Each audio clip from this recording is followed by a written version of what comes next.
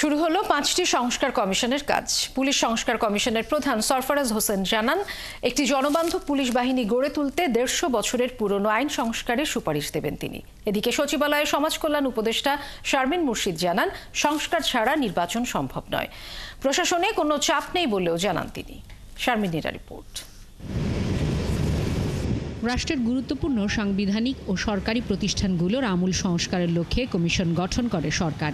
5টি সংস্কার কমিশনের কাজ শুরুর লক্ষ্যে গেল বৃহস্পতিবার প্রজ্ঞাপনও জারি করে সরকার। এই প্রজ্ঞাপন অনুযায়ী রবিবার থেকেই শুরু হলো কমিশনগুলোর কাজ।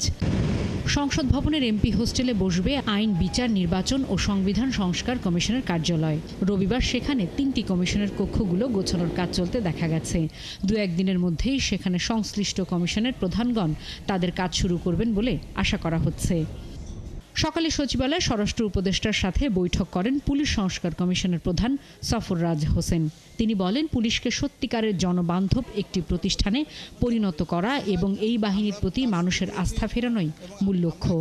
গণতান্ত্রিক দেশে পুলিশ একটা ভালো একটা বাহিনী একটা কাজ করুক, বিভাগ কাজ করুক, জনসাধারণের যাতে সেবা দিতে হয়। মুখ্য উদ্দেশ্য হয় জনসাধারণকে সেবা দেওয়া।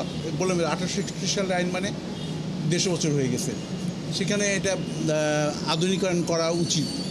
আমরা কিছু কিছু ধারা বলে দেবো যে এই জায়গায় আমরা দেখতে পাচ্ছি যে সমস্যা হচ্ছে এবং আমরা মনে হয় পরিবর্তন করা দরকার। এ সময় স্বরাষ্ট্র মন্ত্রণালয়ের পক্ষ থেকে এই কমিশনকে সব রকমের কারিগরি সহায়তা দেওয়ার কথা জানান উপদেষ্টা। এখন কি সহায়তা চায় আমি তো জানি না, এখনো উনি যেটা চাবে তাইটা দিব।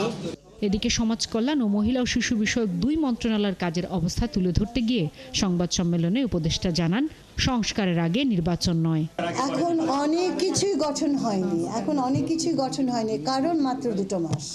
ঠিক আছে, একটু সময় দিন, এই প্রশ্নের জবাবগুলো আপনারা পাবেন। হ্যাঁ, নির্বাচন তো একটা অন্যতম লক্ষ্য আমাদের, তো সেটার জন্য একটা প্রেক্ষাপট তৈরি করতে হবে, এইটুকুই বলছি, আর কিছু না। 2 মন্ত্রণালয়ের কাজের নানা ধারাবাহিকতার সাথে ছাত্র জনতার অভ্যুত্থানে আহতদের চিকিৎসা সেবা দেওয়ার পাশাপাশি নিহত 105 শিশুর পরিবারকে 50,000 টাকা করে আর্থিক সহায়তা দেবার কথা জানান উপদেষ্টা। শারমিন, 71, ঢাকা।